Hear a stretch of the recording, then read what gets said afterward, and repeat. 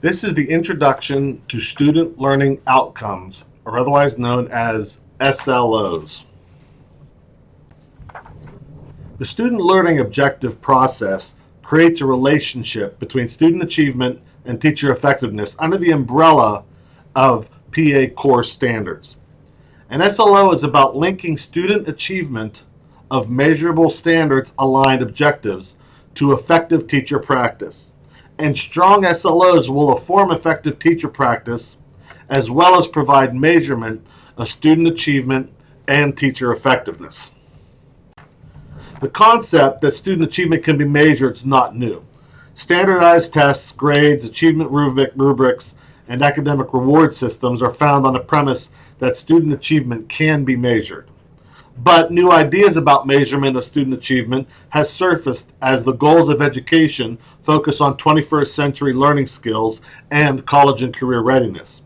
First, there are standards upon which authentic student learning in a given content area should be measured. And second, teacher effectiveness can be measured based upon student achievement measures. Today's objective is to acquire information regarding the completion of the student learning outcomes template. Like we had said in the previous in-services, the SLO experience is a year-long experience. This 1-hour mini course is just for you to practice creating an SLO and understanding its components. This will not be an SLO that you will ever use. The mini project and this experience is purely just for your practice. There are 5 components to this SLO process. The first section of the template, or the first component, is classroom context.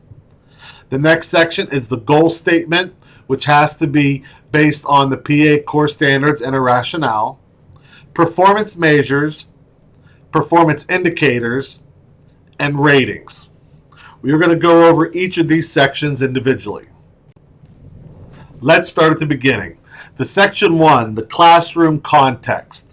This is just a general description of the who, what, why, and where in terms of this SLO. It gives the reader general demographic information about the educational setting of your classroom, your students.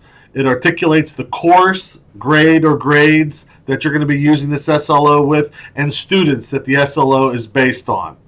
You can create an SLO for an entire classroom, a small group of students, or even an individual student.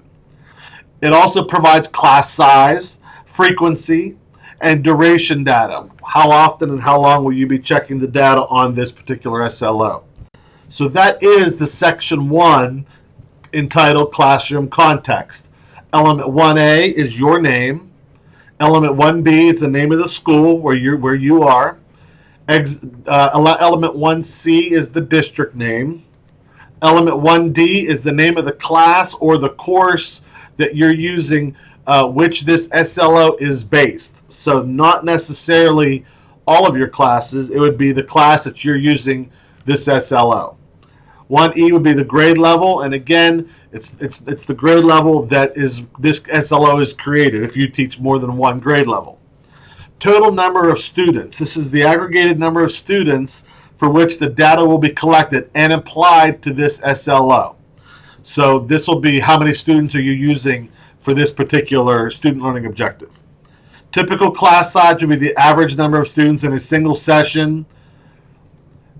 1H, class frequency. How often is this going to be delivered, this information? How often does this class meet? For example, specials may only meet once a week where you have reading every day. Typical class duration, how long is the time frame? At the elementary center, it could be anywhere from 40 to 80 minutes plus. So that would obviously change by building. So let's take 5 minutes now and go through this very first section of the SLO template in your mini project. Take 5 minutes now and complete section 1. Once you're completed with section 1, you can move on to section 2 of this mini course. Thank you.